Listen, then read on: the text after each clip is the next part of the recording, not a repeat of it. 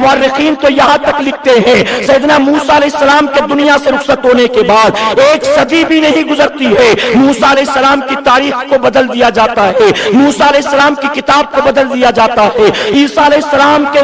دنیا سے رخصت ہونے کے بعد، آسمان پر اٹھائے جانے کے بعد 1 صدی بھی نہیں گزرتی ہے، آپ کی کتاب کو بدل دیا جاتا ہے، آپ کی زندگی کو بدل دیا جاتا ہے، آپ کے لائے دین کو بدل دیا جاتا ہے۔ موسیٰ علیہ السلام اور عیسیٰ علیہ السلام کے دین کو بدل دیا گیا کیونکہ ان کے دین کی حفاظت کرنے والا کوئی نہیں تھا۔ امام الانبیاء کے دنیا سے پردہ کرنے کے بعد جب یزید پلید نے نبی کے دین کو بدلنے کی کوشش کی، ان کی شریعت کو بدلنے کی کوشش کی، ان کے طریقے اور سنت کو بدلنے کی کوشش کی، تو امام حسین مقابلے میں آ گئے اور بتا دیا عیسیٰ اور موسیٰ کی شریعت کو بدل دیا گیا کیونکہ اس کی حفاظت کے لیے کوئی حسین نہیں تھا، لیکن میرے نانا کی شریعت کو بدلا نہیں جائے گا، اس کی وجہ کہ اس کی حفاظت کے لیے اللہ نے امام حسین کو پیدا فرمایا۔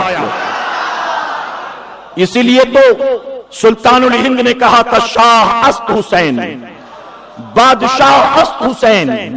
لوگ اختلاف رکھتے ہیں، بعض لوگ کہتے ہیں کہ ان کا شعر ہے کہ نہیں، ان کا شعر ہے کہ نہیں ہے، لیکن میرا ضمیر یہ کہتا ہے، میرا شعور یہ کہتا ہے، اس شعر کا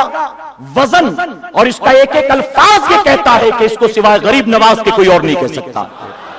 اس کی وجہ کہ غریب نواز ہی تو ہیں جنہوں نے ہمیں کربلا معلیٰ کا پتہ بتایا ہے۔ آج ذکر حسین کی محفل ہم کیوں سجاتے، ذکر حسین کی محفل ہم ہندوستان میں کیوں سجاتے؟ اس کی وجہ کہ جس نے ہندوستان میں ہمیں آ کر ایمان کی دولت دی،